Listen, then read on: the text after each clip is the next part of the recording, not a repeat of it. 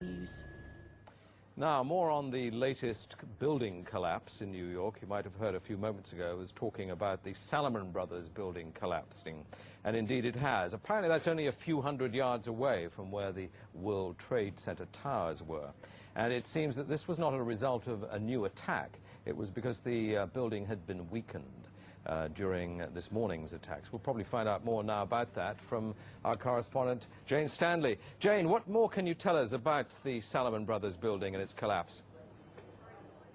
Well, only really what you already know. Details are very, very sketchy. There's almost a sense downtown in New York behind me, down by the World Trade Centers, of just an area completely closed off as the rescue workers try to do their job. But this isn't the first building that has suffered as a result. We know that part of the Marriott Hotel next to the World Trade Center also collapsed as a result of this huge amount of falling debris from 110 floors of the two twin towers of the World Trade Center. As you can see behind me, the Trade Center appears to be still burning. We see these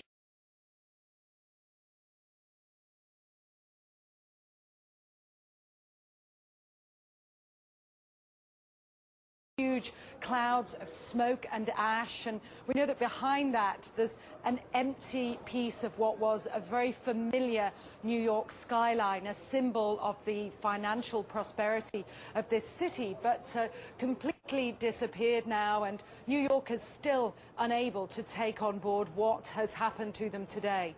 Presumably there were very few people in the Salomon building when it collapsed. I mean, there were, I suppose, fears of possible further collapses around the area. That's what you would hope, because this whole downtown area behind me has been completely sealed off and evacuated, apart from the emergency workers. That was done by the mayor, Rudy Giuliani, much earlier today because of, of course, the dreadful collapse of the Twin Towers of the World Trade Center. But New York, very much a city still in chaos. The phones are not working properly, the subway lines are not working properly, and we know that down there near the World Trade Center there are 3 schools that are being turned into triage centers for emergency treatment. And I know that over in New York Harbor, where the famous Statue of Liberty is, there's a field hospital where 1,500 people are being treated. And we have heard, though it's unconfirmed as yet, that 100 New York City police officers have been taken there as well for treatment. But we do need to confirm those figures for the officers. It's now, what, some 8 hours since the attacks. Is there any estimate yet available of the number of casualties in the World Trade Center?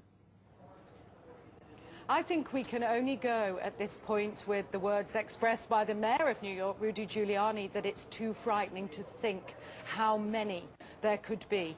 We know that it's about almost 300 people on the airliners that were used in these attacks. But you've got to remember, this was 9 o'clock in the morning on a Tuesday morning. It's busy in downtown Manhattan, in the financial district then. The World Trade Center itself has 50,000 workers. There are tens of thousands of tourists who go up there every day. The figures are almost too frightening to contemplate. You can understand why nobody yet wants to put a figure on them. Listening to the mayor, Rudy Giuliani, a bit earlier, one of his messages was, business as usual. We won't let this get us down. But presumably, a lot of Manhattan people must have fled the city to Long Island to get away from possible further attacks? Well, a lot of people were certainly trying to, but you remember that very early on, all the bridges and tunnels to the city, as well as the airports, were closed. New York was sealed, essentially. Now, we do know that the Long Island Railroad has begun running again to get people out of the city if they can, and people who can't manage to get out and perhaps lived in that area, they're being offered accommodation in empty school buildings. But certainly I saw earlier on today huge crowds of people desperately trying to walk up upper Manhattan to get as far away as possible. I think nobody really knows how to go or where to go, and you have to remember, even now, I don't think people can it can sink in to people what's happened. We haven't for the past hour or so heard much from the people of Manhattan. You're with them there. I mean, what are they saying tonight after this catastrophic attack? As I said, many just cannot believe this has happened, and I've seen you know, big burly men and women with you know, tears in their eyes today, shaking their heads, wondering what on earth is going on. There was a sense of panic. Our reports from the scene were of people just absolutely horrified. And I've already seen some photographs of that a man took down in the downtown area, and it looks like the aftermath of a huge atom bomb or something, just full of debris and of like a white carpeting of snow from all the dust and rubbish that had fallen. I don't think people can comprehend. They certainly have lost any feeling of safety. There's still a great pride in the city. People are determined to fight back, but a great sense of shock and loss. People keep looking at the sky, for example, where you can see the plume of smoke and say, when that's gone, it won't be there anymore. Our Twin Towers won't be there. Such a symbol of New York. Are they talking yet about revenge and what the government should do to counter this threat, or are they numb still? I think people are still numb, and I don't think people are talking about revenge in that way at all yet. I think people are still too traumatized. We don't know how many people have been killed.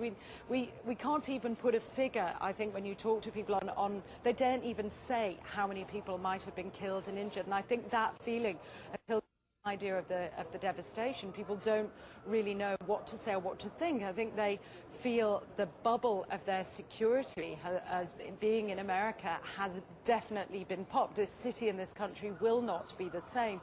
But they don't really know where to turn. That's the very sad thing. I think there's going to be a lot of very, very traumatized people that has hit them very, very hard. Jane, I think many of us, when we heard the news, perhaps on the radio earlier today, were completely flabbergasted by it and just couldn't comprehend it. I mean, it almost sounded too far-fetched. I was wondering what it's felt like for you being in Manhattan. Well, unfortunately, I think we've lost the line with Jane Stanley in Manhattan. Perhaps we can rejoin her and follow that up later. Across America, citizens are trying to come to grips with the enormity of what has happened.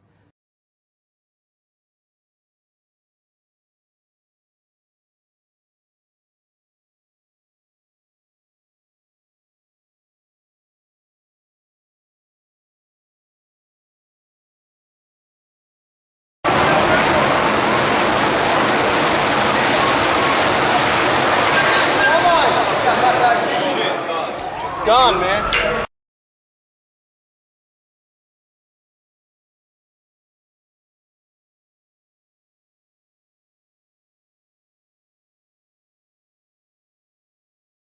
Intense and long-term. Mr. Lieber, again, as you're talking, news is continuing to come in, as you can imagine. We're now being told that yet another enormous building in New York has collapsed. It is the 47-story Salomon Brothers building, which was situated very close to the World Trade Center, right there in this financial capital. Professor Lieber, the implications of what you are saying is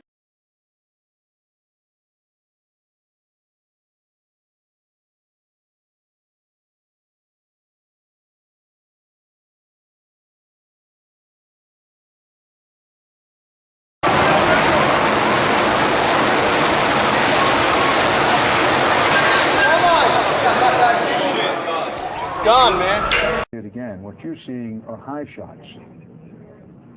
Now, here we're going to show you a videotape of the collapse itself. Describe that. Now we go to videotape the collapse of this building.